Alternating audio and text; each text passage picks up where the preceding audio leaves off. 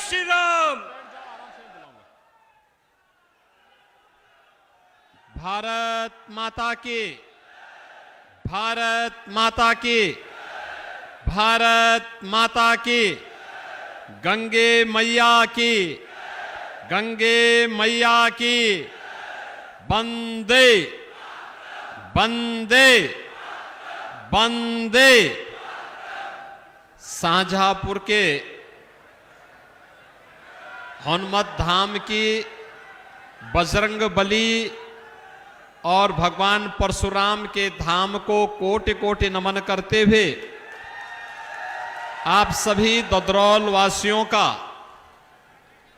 मैं हृदय से अभिनंदन करता हूं, स्वागत करता हूं। मंच पर उपस्थित प्रदेश सरकार में हमारे वरिष्ठतम मंत्री, वित्त और संसदीय कार्य विभाग के मंत्री श्री सुरेश कुमार खन्ना जी, प्रदेश के लोक निर्माण विभाग के मंत्री और अभी हाल ही में पीलीभीत में जो चुनाव संपन्न हुआ है वहां पर भारतीय जनता पार्टी के प्रत्याशी श्री जितेंद्र प्रसाद जी, प्रदेश के सहकारिता मंत्री श्री जेपीएस राठौर जी, पूर्व केंद्रीय मंत्री श्रीमती कृष्णा राज जी,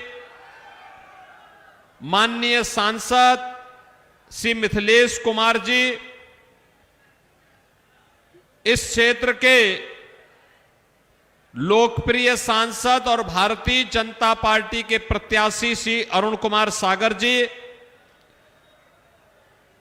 ददरौल उपचुनाव में भारतीय जनता पार्टी के प्रत्याशी और स्वर्गीय मानवेंद्र सिंह जी के सुपुत्र श्री अरविंद कुमार सिंह जी,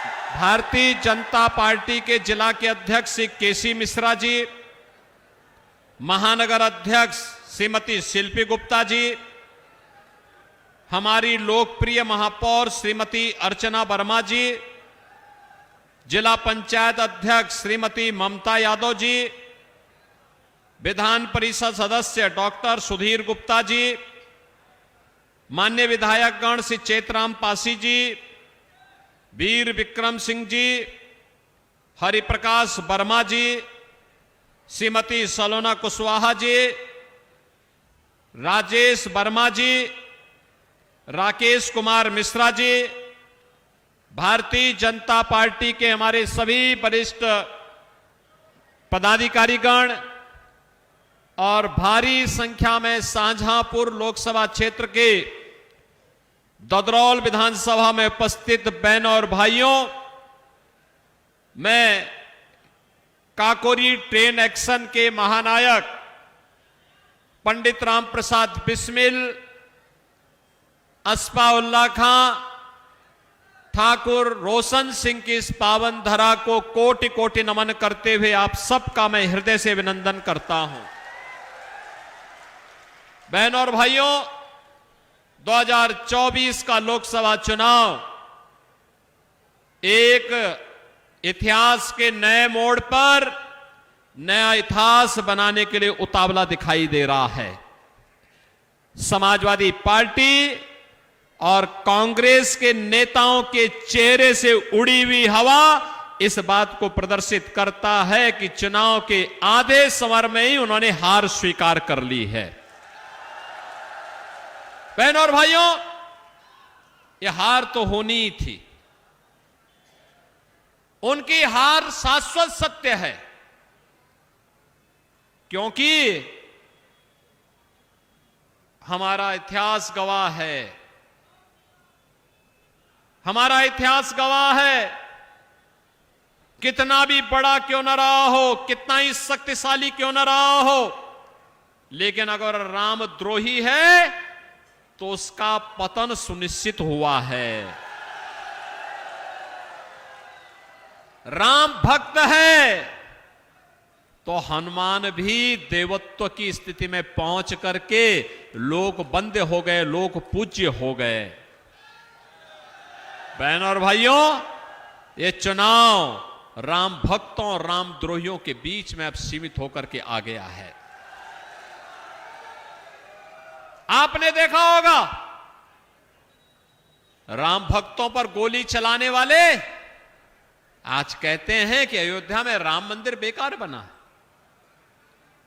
आतंकवादियों को बिरयानी खिलाने वाले और आतंकवादियों की पैरवी करने वाले और माफिया और अपराधियों को अपना गले का खेवनहार बनाने वाले लोग, जिन्होंने बेटी और व्यापारी की सुरक्षा में सेंध लगाने का दुस्साहस किया था अपने शासनकाल में, आज वे माफिया के मरने पर फतिया पढ़ने के लिए जाते हैं।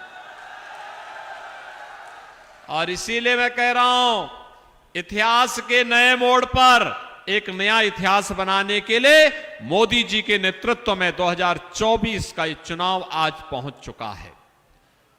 बहनों और भाइयों, लगभग आधा चुनाव संपन्न हो चुका है। 3 चरण पूरे हुए, 4 चरण बाकी हैं, लेकिन 285 सीटों पर अब तक चुनाव हो गए। 285 सीट पर चुनाव का मतलब अब की बार आधी मंजिल पूरी कर ली और फिर एक बार मोदी सरकार। तो मोदी सरकार के लिए ही आपसे अपील करने के लिए हम लोग आए हैं। और ददरौल में तो मेरा आना इसलिए भी हुआ है, एक और कारण से हुआ है। लेकिन बहनों और भाइयों, आपने बदलते हुए भारत को भी देखा है और बदलते हुए उत्तर प्रदेश को भी देखा है। दोनों आपके सामने है। 2014 के पहले का भारत, दुनिया में सम्मान नहीं था, सुरक्षा तार तार थी, आतंकवाद और नक्सलवाद सिर चढ़ करके बोल रहा था, विकास के कार्य ठप पड़े थे, भ्रष्टाचार चरम पर था और गरीब कल्याणकारी योजनाओं का लाभ गरीबों को नहीं मिल पाता था। 2014 के बाद का भारत, दुनिया के अंदर सम्मान बढ़ा है, देश की सीमाएं सुरक्षित हुई हैं, आतंकवाद और नक्सलवाद पूरी तरह नियंत्रित हुआ है, विकास के कार्य तेजी के साथ दौड़ रहे हैं, जिसमें आपके शाहजहांपुर में भी मेडिकल कॉलेज का निर्माण हुआ है। Highway, railway, expressway, IIT, IIM, AIIMS, triple IT, NIT, world class university, 1 district 1 medical college, हर घर नल की योजना और एक्सप्रेसवे कैसे होना चाहिए। अभी मैं फर्रुखाबाद से आ रहा हूं। फर्रुखाबाद 2 वर्ष पहले मैं गया था। फर्रुखाबाद में एक बैनर लगा था और बैनर था कि फर्रुखाबादी चूसे गन्ना, एक्सप्रेसवे ले गए खन्ना। अबे हमने पूछा ये सब क्यों लगाया है? कहा खन्ना जी हमारे प्रभारी मंत्री हैं और एक्सप्रेसवे शाहजहांपुर लेके चले गए हैं।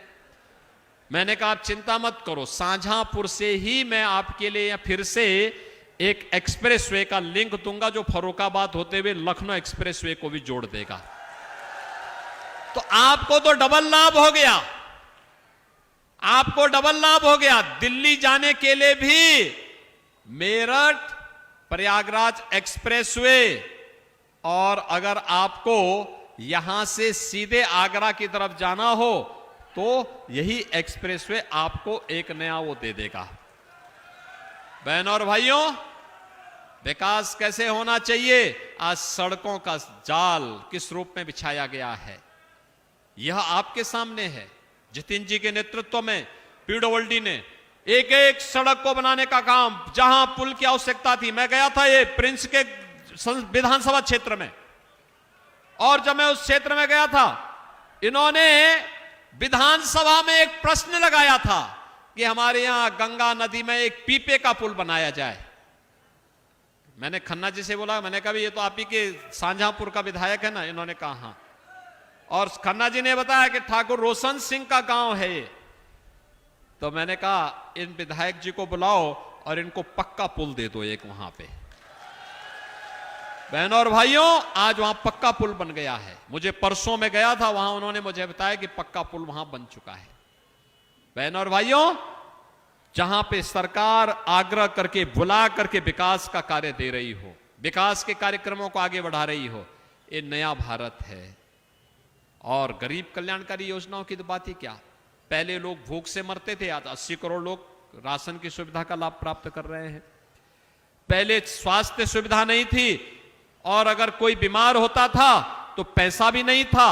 आज 5 लाख रुपए की सुविधा हर वर्ष 60 करोड़ लोगों को देश में मिल रही है। और यूपी में तो हमने व्यवस्था की, कोई गरीब बीमार हो जाता है, आयुष्मान कार्ड नहीं है, तो मैं कहता हूं विधायक, सांसद, पूर्व विधायक, पूर्व सांसद, कोई पदाधिकारी, कोई नहीं, पीड़ित स्वयं ही पत्र भी लिख देता है, हम उसको पैसा उसके खाते में भेज के कहते हैं भैया ये उपचार करा लो, निश्चिंत होकर उपचार कराना, चिंता मत करना, चिंता सरकार करेगी, क्योंकि ये पैसा मेरे घर का नहीं है, आप ही का पैसा है। और आपका पैसा आपके उपचार में खर्च हो जाए तो इससे बड़ी खुशी की बात और क्या हो सकती है। बहनों और भाइयों, इसके लिए हम सफल इसलिए हुए क्योंकि मोदी जी ने हर गरीब का खाता खोल दिया है। जनधन अकाउंट, पैसा सीधे गरीब के खाते में जाता है। बहनों और भाइयों, किसान को किसान सम्मान निधि, गरीब के घर में शौचालय, हर गरीब के घर में रसोई गैस का सिलेंडर, हर गरीब को मकान मिल गया, हर गरीब के घर में बिजली का कनेक्शन मिल गया। और सहकारिता के माध्यम से आर्थिक स्वावलंबन का मार्ग भी यही सांझापुर से जेपीएस राठौर भी उस कार्यक्रम को आगे बढ़ा रहे हैं। बहनों और भाइयों, एक साथ कैसे विकास के कार्यक्रम आगे होने और गरीब कल्याण योजनाएं कैसे बढ़ सकती हैं, यह तो चल ही रहा है, साथ साथ यह भी चल रहा है कैसे हम लोग हर एक व्यक्ति को सुरक्षा का बेहतर माहौल दे सके। आपने पिछले 7 वर्ष में यूपी में कहीं दंगे का नाम सुना है क्या? आज दंगा नहीं होता है। कर्फ्यू का नाम सुना है यूपी में? अब कर्फ्यू नहीं लगता है, अब तो कावड़ यात्रा निकलती है धूम धड़ाके के साथ में। बहनों और भाइयों, अब तो माफिया और अपराधी अपने गले में तख्ती लटका करके चलते हैं, कहते हैं कि एक बार बस जान बकस दो, हम ठेला लगा करके परिवार का पेट भर देंगे, किसी से रंगदारी नहीं वसूली करेंगे। बहनों और भाइयों, ये इसलिए जिससे हमारे नौजवान के हाथ में तमंचा नहीं बल्कि टैबलेट आए और स्मार्ट यूथ के रूप में दुनिया को नेतृत्व दे सके। ये माहौल इसलिए जिससे हर बेटी सुरक्षित हो सके, ये इसलिए हर अन्नदाता किसान खुशहाल हो सके, हर व्यापारी को अपने व्यापार को आगे बढ़ाने का अवसर प्राप्त हो सके, इसके लिए सरकार काम कर रही है। बहनों और भाइयों, ये भी है और आपकी विरासत का सम्मान। विरासत का सम्मान क्या होता है? यही है, अयोध्या में रामलला का भव्य मंदिर बन गया है, ये राम भक्ति बना सकते थे। काशी में काशी विश्वनाथ धाम बन गया है और शाहजहांपुर में हनुमत धाम भी, वहां पे रोपवे जाने जा रहा है, परशुराम धाम भी, और साथ साथ यहां पर पंडित राम प्रसाद बिस्मिल, अस्फाउल्लाह खां, ठाकुर रोशन सिंह का भव्य म्यूजियम और स्मारक भी शाहजहांपुर में बन गया है। बहनों और भाइयों, यह है विरासत के प्रति सम्मान। जिन लोगों ने अपने स्वयं के पूर्वजों को जो धक्का देके बाहर करते हो, उन लोगों से विरासत के सम्मान की बात बेमानी है। और मैं आपसे यही कहने के लिए आया हूं, भारतीय जनता पार्टी विरासत और विकास दोनों को एक साथ जोड़ करके भारत को दुनिया की सबसे बड़ी ताकत के रूप में स्थापित करना चाहती है। और इसके लिए ये जो काम है, जो परिवर्तन हुआ है, ये मोदी जी का चमत्कारिक यशस्वी नेतृत्व है। और इसीलिए 2024 का ये चुनाव इतिहास के जिस मोड़ पर खड़ा हो चुका है वो नया इतिहास बना करके रहेगा, और उस नए इतिहास के लिए आपका आह्वान करने के लिए आज मैं आपके बीच आया हूं। बहनों और भाइयों, से अरुण कुमार सागर को लोकसभा चुनाव में आपका आशीर्वाद प्राप्त होगा, ये तो मुझे पक्का तय है कि आप अपना आशीर्वाद देंगे। लेकिन ददरौल में अरुण कुमार सागर के साथ ही स्वर्गीय मानवेंद्र सिंह जी की इस विरासत को से अरविंद कुमार सिंह को भारतीय जनता पार्टी ने प्रत्याशी बनाकर के उतारा है। राजनीति का ऐसा शांत, ऐसा उदार, ऐसा सहृदय और ऐसा चेहरा जो सौम्य हो, हर एक व्यक्ति को जोड़ने की सामर्थ्य रखता हो, किसी के साथ कोई राग द्वेष नहीं, किसी के प्रति गलत, किसी प्रकार का कोई गलत व्यवहार नहीं। सचमुच हम लोगों का अंतःकरण रोया था जब हम लोगों को, मुझे तो पहले जानकारी मिली कि मानवेंद्र सिंह जी अस्वस्थ हैं। मैंने फोन किया, वे दिल्ली उपचार करने के लिए हॉस्पिटल में थे। मैंने उनसे हालचाल पूछा, मैंने कहा तबियत कैसी है? उन्होंने कहा पहले से कुछ आराम तो है लेकिन बिगड़ गई थी तबियत। फिर थोड़ी सी राहत मिली, लखनऊ वे मिलने के लिए आए। लेकिन बहनों और भाइयों, किसी को नहीं पता था कि असमय चले जाए, असमय चले जाए। एक ही चिंता थी उनकी, केवल और केवल ददरौल और शाहजहांपुर के विकास के कार्यक्रमों को आगे बढ़ा ले, और पूरी सम्मान और श्रद्धा का भाव रखते थे हर व्यक्ति के प्रति। मैं जानता हूं हर व्यक्ति के प्रति उनके मन में श्रद्धा और सम्मान, किसी की कोई शिकायत नहीं, केवल विकास के प्रति रुचि लेना। और बहनों और भाइयों, इस समृद्ध विरासत को आज आगे बढ़ाने के लिए भारतीय जनता पार्टी ने श्री अरविंद कुमार सिंह को कमल चुनाव चिन्ह पर विधानसभा उपचुनाव में आपके बीच उतारा है। यानी दोनों कमल हैं, लोकसभा चुनाव में भी कमल का फूल और विधानसभा के उपचुनाव में भी कमल का फूल।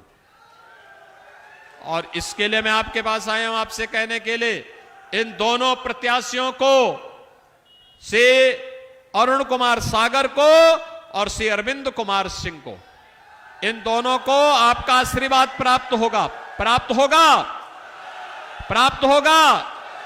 बहन और भाइयों, इसके लिए आपको घर घर जाना पड़ेगा। देखो, चुनाव के दौरान यह उम्मीद करना कि प्रत्याशी घर घर जाए बहुत कठिन होता है, बहुत कठिन होता है। और इसके लिए आपको घर घर जाना होगा। आप जाएंगे? मोदी जी की और मेरी अपील घर घर पहुंचाएंगे। सबको बोलना कि हम लोग विरासत और विकास, सुरक्षा और सम्मान और आपकी समृद्धि के लिए और आत्मनिर्भर और विकसित भारत के लिए आपका आशीर्वाद चाहते हैं। और इसके लिए कमल का फूल आपके पास है। आप लोग समर्थन करेंगे ना? जनता जनार्दन से आशीर्वाद मांगेंगे ना? इन दोनों को भारी बहुमत से विजयी बना के भेजेंगे, भेजेंगे। दोनों हाथ बता करके, इधर रेलवे की तरफ जो लोग हैं इधर भी थोड़ा बता करके मुझे बताओ, सड़क की तरफ लोग हैं इधर भी है, सभी लोग बताएंगे, सब लोग करेंगे, जिता के भेजेंगे, पक्का ना? तो बहनों और भाइयों, 13 मई को कमल ही कमल खिलना चाहिए, दिखना चाहिए। खिलाएंगे, रामद्रोहियों को जवाब देंगे, विकसित भारत का निर्माण करेंगे। तो फिर मेरे साथ बोलेंगे, भारत माता की, भारत माता की, भारत माता की।